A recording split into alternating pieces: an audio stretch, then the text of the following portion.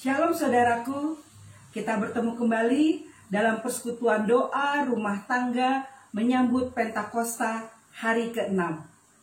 Mari kita mulai persekutuan doa kita dengan memuji Tuhan dari lagu Setiamu Tuhanku Tiada Bertara.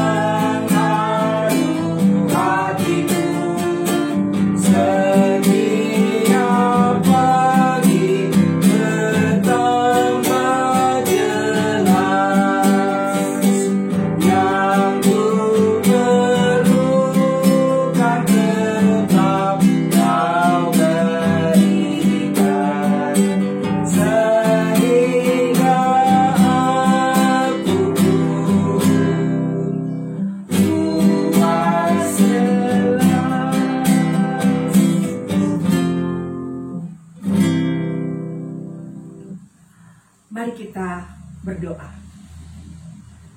Kasih setia Tuhan sungguh nyata di dalam kehidupan kami.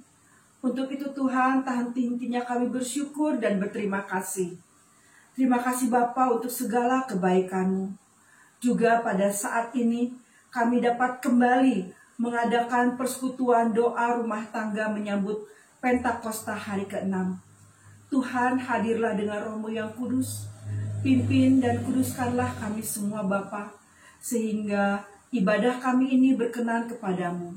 Dan firman Tuhan yang akan disampaikan dan kami dengarkan bersama, sungguh Bapa menjadi berkat bagi kami. Di dalam nama Tuhan Yesus Kristus kami berdoa. Amin. Saudara-saudara, masih dengan tema buah roh. Karena itu, mari kembali kita membaca Alkitab kita dari surat Galatia pasal 5. Galatia pasal 5 ayat 22 dan 23. Tetapi buah roh ialah kasih, sukacita, damai sejahtera, kesabaran, kemurahan, kebaikan, kesetiaan, kelemah lembutan, penguasaan diri. tidak ada hukum yang menentang hal-hal itu. Saudara, di hari ke-6 ini, tema kita ialah tentang kesetiaan. Ya. Saudara-saudara, apa artinya setia? Setia itu berarti tidak selingkuh. Tidak selingkuh. Tidak main serong, begitu ya. Ya, itu katakanlah pengertian umumnya. Tetapi pengertian yang mendasar, setia itu artinya dapat dipercaya. Iya, dapat dipercaya. Dapat diandalkan. Jujur dan konsisten.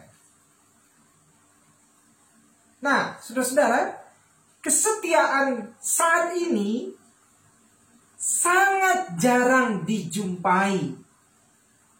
Banyak orang yang mengaku dirinya setia, namun sebenarnya tidak demikian.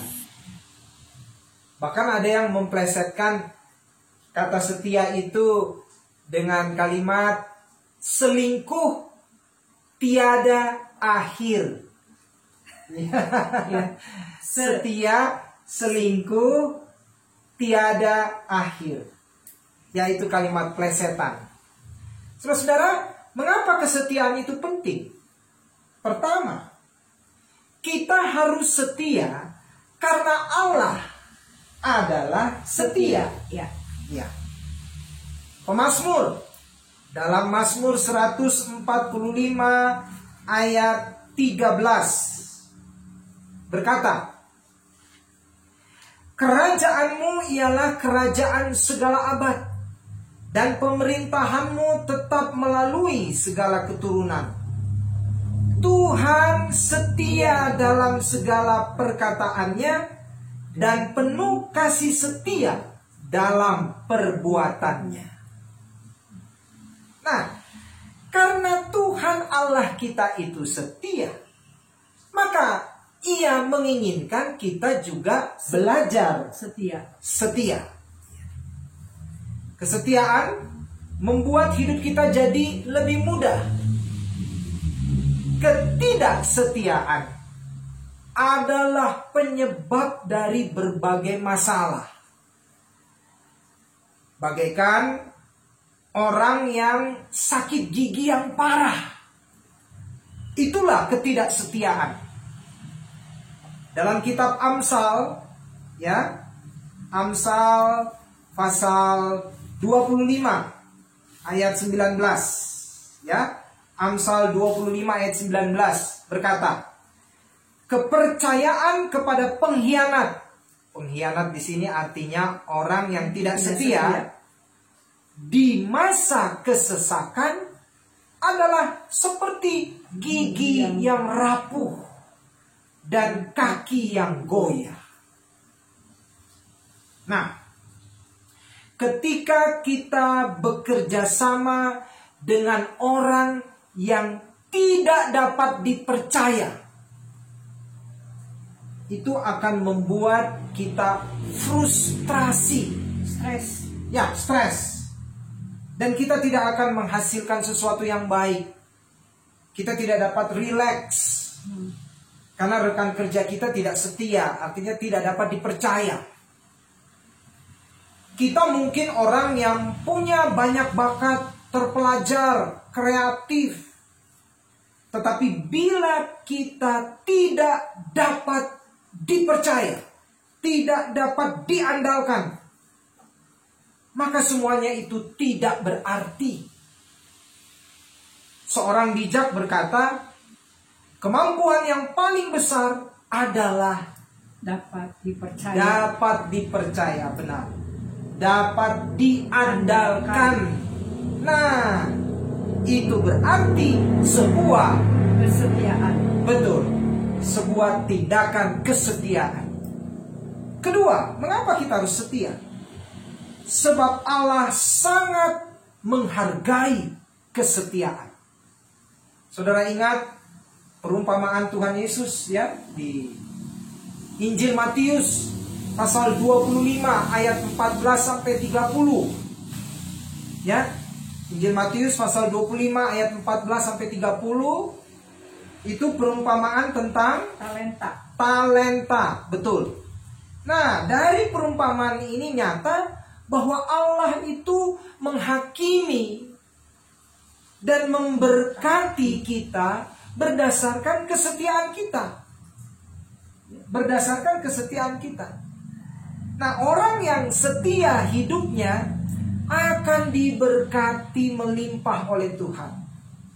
Sebaliknya, orang yang tidak setia akan menerima hukuman.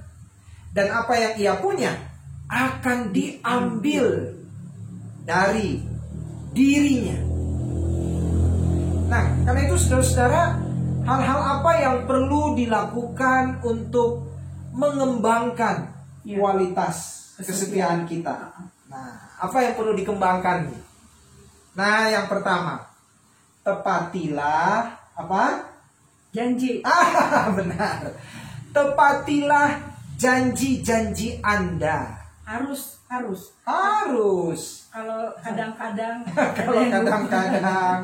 nanti lebih banyak tidak menepatinya ya, kalau kadang-kadang itu. Dalam kitab Amsal. Ya, Amsal 25 ayat 14. Awan dan angin tanpa hujan. Demikianlah orang yang menyombongkan diri dengan hadiah yang tidak pernah diberikannya. Ya, hanya janji tapi tidak ditepati. Jadi seperti awan dan angin tapi tanpa hujan. Iya. Tapi tanpa hujan. Kita mungkin pernah berkata begini, barangnya udah dikirim. Atau pernah juga berkata lewat telepon, saya menuju, ya, sedang dalam perjalanan. Apakah itu SMS juga, WA juga ya? Tapi sebenarnya belum. Barang belum dikirim, kita juga belum dalam perjalanan. Kadangkala kita juga sebagai orang tua mengucapkan janji pada anak kita supaya anak kita yang rewel itu diam. Tetapi begitu anak kita diam, janji yang kita tadi omongkan tidak kita penuhi. Bahkan janji yang kadang kita ucapkan sendiri tidak kita ingat. Iya ya, saya pernah mengucapkan itu ya. Karena sering ingkar janji. Iya, itu dia.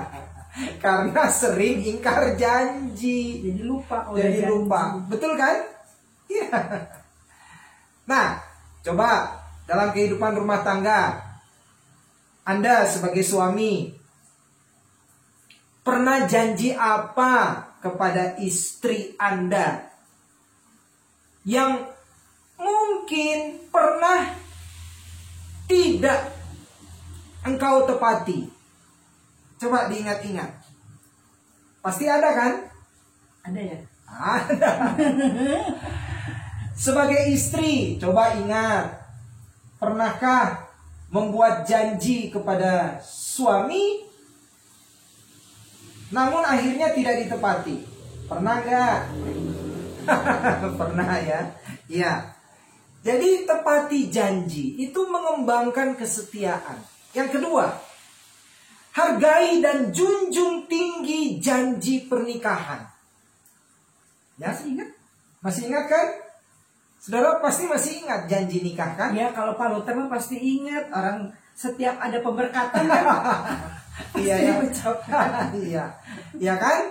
Dalam suka maupun duka, dalam sehat maupun sakit, dalam berkelimpahan maupun kekurangan, sampai Tuhan memisahkan kita dalam kematian. Itu janji nikah. Janji untuk setia dalam segala keadaan, situasi, dalam segala kondisi. Nah, janji itu kemudian diwujudkan dalam bentuk cincin, ya, cincin pernikahan. Saudara-saudara, setia dalam pernikahan itu bukan hanya ketika suami atau istri tidak berzina. Bukan hanya itu. Ya. Tetapi kesetiaan itu juga dapat diwujudkan dengan upaya kita supaya jangan ada yang memisahkan kita. Ya. Jadi ketidaksetiaan bukan hanya ditunjukkan oleh adanya perzinahan, perselingkuhan, tetapi juga ketika kita membiarkan ada tembok pemisah. Dan itu bisa banyak hal, ya, bisa berupa hobi, itu bisa jadi tembok pemisah, bisa berupa pekerjaan, bisa berupa tontonan, ya, apakah terlalu banyak nonton televisi, drama Korea, ya. WA, Facebook, Twitter, terlalu lama di situ, itu bisa menjadi tembok pemisah. Atau teman juga bisa, ya. Ya, terlalu sering pergi sama teman. Ya, itu dia. Kumpul sama teman. Betul. Jadi ketidaksetiaan itu ialah ketika kita membiarkan adanya tembok pemisah. Nah, perhatikan apa yang ditulis di dalam surat Ibrani pasal 13 ayat 4. Ya. Ibrani 13 ayat 4. Hendaklah kamu semua penuh hormat terhadap perkawinan, dan janganlah kamu mencemarkan tempat tidur, sebab orang-orang sundal dan pezinah akan dihakimi Allah. Nah, perhatikan kata hormat. Itu berarti menjunjung tinggi dan memperhitungkan secara sungguh-sungguh. Jadi jika kita mengasihi pasangan kita, maka kita harus membuat diri kita menjadi orang yang dapat diandalkannya. Dan itu berarti kita harus setia. Ya, jadi ada hubungan yang erat antara mengasihi dan dapat diandalkan. Artinya setia. Ya, sekarang yang ketiga, bagaimana mengembangkan kesetiaan? Gunakan karunia yang Tuhan berikan. Ya, kepada semua orang Tuhan berikan karunia yang berbeda. Jadi setiap orang karunianya berbeda. Surat 1 Petrus pasal 4 ayat 10 mengatakan, layanilah seorang akan yang lain sesuai dengan karunia yang telah diperoleh tiap-tiap orang sebagai pengurus yang baik dari kasih karunia Allah. Jadi kalau kita ingin lebih setia lagi, gunakan karunia yang Tuhan berikan. Ya. Sebab Tuhan berikan itu bukan untuk kita simpan. Ya. Untuk kita sia-siakan, bukan. Gunakan.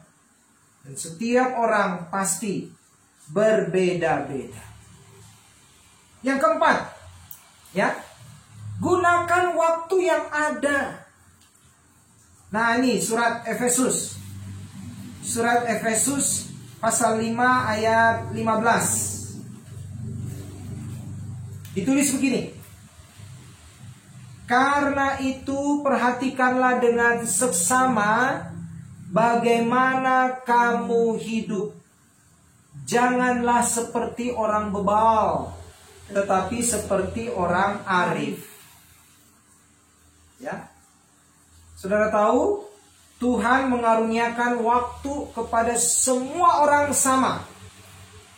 Adil. Semua orang dalam satu minggu dapat jatah 168 jam. Sama semua. Nah, ada 3 hal yang dapat kita lakukan dengan waktu yang Tuhan berikan kepada kita. Yaitu kita dapat menggunakannya searif mungkin, atau kita dapat menyia-nyiakannya, atau kita dapat menginvestasikannya. Nah, penggunaan waktu yang terbaik adalah dengan menginvestasikannya. Artinya kita melakukan sesuatu yang bernilai untuk jangka panjang, untuk masa depan yang cerah. Ya. Jadi bukan hanya sekedar pakai gitu, semaunya gitu ya. Hanya ngisi waktu biar kelihatan bahwa kita ini berkegiatan, tidak. Tapi bagaimana kita menggunakan waktu untuk investasi jangka panjang. Artinya apa yang kita lakukan ini bernilai jangka panjang, berdampak untuk masa depan kita. Orang yang menyia-nyiakan waktu hanya akan mengalami penyesalan. Iya, pasti dia menyesal. Iya. Dan dipenuhi rasa khawatir. Karena itu kita harus meninggalkan pola pikir begini. Ada beberapa orang pola pikirnya begini. Apabila atau nanti. Ya, atau nanti. Dan baru. Jadi contohnya begini, dia berkata begini, apabila nanti saya ini sudah pensiun, sudah tua, baru saya mau melayani Tuhan. Sungguh sayang apabila kita punya prinsip hidup seperti ini. Jadi selagi kita masih muda, selagi saat ini Tuhan masih memberi kita waktu, gunakan untuk melayani Tuhan dengan setia. Nah, yang kelima, bagaimana mengembangkan kesetiaan? Memberi persembahan untuk pelayanan. Ya, Injil Lukas, mari kita buka. Injil Lukas pasal 16 ayat 11 ditulis. Ya. Jadi, jikalau kamu tidak setia dalam hal mamon yang tidak jujur, siapakah yang akan mempercayakan kepadamu harta yang sesungguhnya? Bila kita tidak setia, dalam arti tidak dapat dipercaya dengan kekayaan duniawi kita, maka Tuhan tidak akan mempercayai kita dengan harta surgawi. Jadi, sudahkah kita setia dalam memberikan persembahan syukur kepada Tuhan? Apakah kita dapat diandalkan dalam mendukung pembiayaan pelayanan Tuhan kepada sesama yang kekurangan? Sekarang ini banyak orang yang terdampak karena pandemi virus corona 19. Ya. Tuhan mau harta kita yang Tuhan berikan ini, yang nilainya sementara ini, kita gunakan secara setia untuk pelayanan. Pelayanan bagi kemuliaan kerajaan sorga, dan itu kita nyatakan dalam mendukung, ya, mendukung pelayanan dan membantu sesama yang kekurangan. Yang ketujuh, bagaimana mengembangkan kesetiaan? Libatkan diri kita dalam pelayanan gereja. Ya. Saudara pasti menjadi anggota sebuah gereja. Nah, menjadi anggota itu bukan hanya supaya saudara dilayani, tetapi juga melayani. Libatkan diri dalam pelayanan gereja. Surat Roma pasal 12 ayat 5. Roma 12 ayat 5 ditulis, demikian juga kita, walaupun banyak, adalah satu tubuh di dalam Kristus. Tetapi kita masing-masing adalah anggota yang seorang terhadap yang lain. Ya. Jadi kita ini anggota tubuh Kristus, warga gereja. Kristus adalah kepala gereja. Nah, menjadi anggota berarti kita bukan hanya menjadi penonton dalam ibadah, penonton dalam kegiatan-kegiatan gereja lainnya, tetapi melibatkan diri dalam kegiatan itu. Nah, semakin kita berusaha melibatkan diri, disitulah kesetiaan kita dilatih. Saudara tahu, apakah perbedaan antara orang yang hanya datang ke gereja, duduk, menonton, ya, apa yang diberikan kepadanya selama ibadah, dengan orang yang datang ke gereja tetapi terlibat? Perbedaannya di mana? Perbedaannya itu seperti orang yang kumpul kebo dengan orang yang menikah. Perbedaannya di komitmen. Orang yang kumpul kebo tidak ada komitmen. Tapi orang yang menikah, di dalamnya ada komitmen. Orang yang datang ke gereja cuma menonton, tidak punya komitmen. Kesetiaannya tidak akan berkembang. Tetapi orang yang datang ke gereja terlibat, maka dia punya komitmen dan kesetiaannya semakin berkembang dan terus berkembang. Ya, saudara-saudara, Tuhan Yesus sudah terangkat naik ke sorga. Ia memberikan tugas kepada kita untuk bersaksi dan melayani. Karena itulah Tuhan mau, ya, apabila nanti Ia datang kembali, Ia mau kita didapatinya setia. Ingat ya, dalam perumpamaan talenta tadi, sang Tuan berkata, "Baik sekali perbuatanmu itu, hai hambaku yang baik dan setia. Engkau telah setia dalam perkara kecil, aku akan memberikan kepadamu tanggung jawab dalam perkara yang besar. Masuklah dan turutlah dalam kebahagiaan Tuanmu." Ya. Tapi sebaliknya orang yang tidak setia, dalam perumpamaan itu dikatakan mereka akan dicampakkan, betul, dicampakkan ke dalam kegelapan yang paling gelap. Nah, karena itu yang kedelapan, bekerjalah sebaik mungkin di tempat kita bekerja. Ya. Lukas, Injil Lukas. Lukas 16 ayat 10. Ya. Lukas 16 ayat 10 mengatakan begini. Barang siapa setia dalam perkara-perkara kecil, ia setia juga dalam perkara-perkara besar. Dan barang siapa tidak benar dalam perkara-perkara kecil, ia tidak benar juga dalam perkara-perkara besar. Jadi kesetiaan kita dipengaruhi oleh bagaimana kita melakukan perkara kecil, pekerjaan kecil, karya-karya kecil. Kita tahu kehidupan kita ini dibentuk dari hal-hal yang kecil.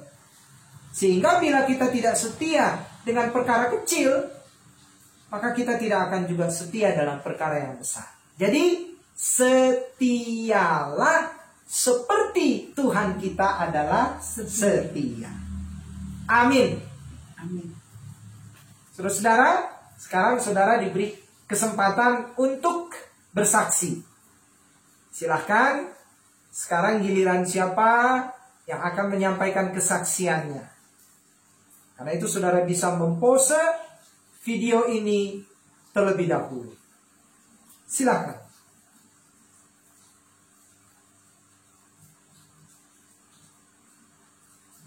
Baik, kalau sudah, sekarang kita akan masuk dalam doa syafaat. Kita akan mendoakan Badan Panti Kasih, dan Badan Dana Belajar. Mari kita berdoa. Tuhan Allah Bapa kami, terima kasih. Engkau adalah Allah yang setia, dan Engkau menghendaki kami juga menjadi anak yang setia. Bapa, dengan sehati kami mendoakan Badan Panti Kasih yang mengelola Panti Kasih tempat oma dan opa sehari-hari tinggal, beraktivitas, sehari-hari hidup merasakan sukacita, damai sejahtera, dan berkat Tuhan. Berkati para pengurus, berkati para donatur, berkati para karyawan, berkati juga oma dan opa, sehingga Badan Panti Kasih ini di dalamnya senantiasa ada damai sejahtera Kristus. Demikian juga dengan Badan Dana Belajar yang mengupayakan dana untuk anak-anak sekolah kami yang orang tuanya tidak mampu 100% untuk membiayai, hanya bisa sebagian. Karena itu berkati Badan Dana Belajar untuk membantu para orang tua memberikan biaya bagi pendidikan anak-anak yang akan menjadi masa depan bangsa, masa depan masyarakat kami. Berkati para pengurusnya, berkati para orang tua, berkati anak-anak yang menerima dana belajar ini, dan berkati lembaga-lembaga sekolah yang bekerja sama dengan Badan Dana Belajar. Terima kasih Tuhan. Kami berdoa di dalam nama Tuhan Yesus Kristus. Amin. Mari saudaraku, kita akhiri persekutuan doa pada saat ini dengan memuji Tuhan dengan kasih setiamu Tuhan.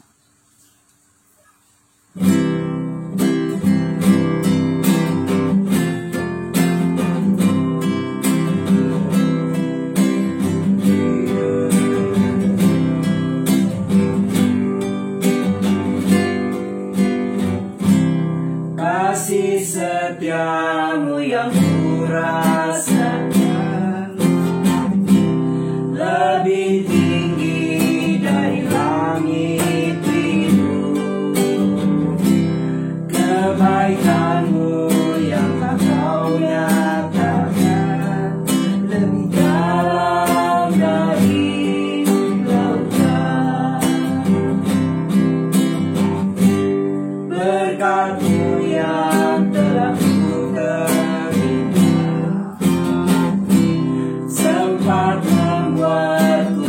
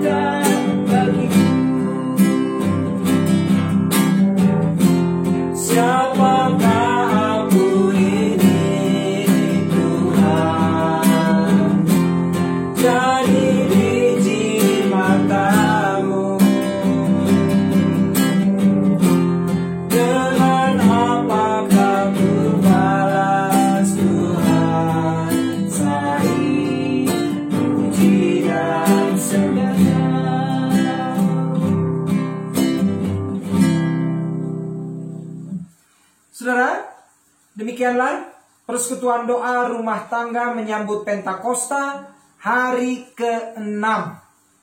Sampai jumpa besok hari ke-7. Tuhan Yesus memberkati. Amin. Amin.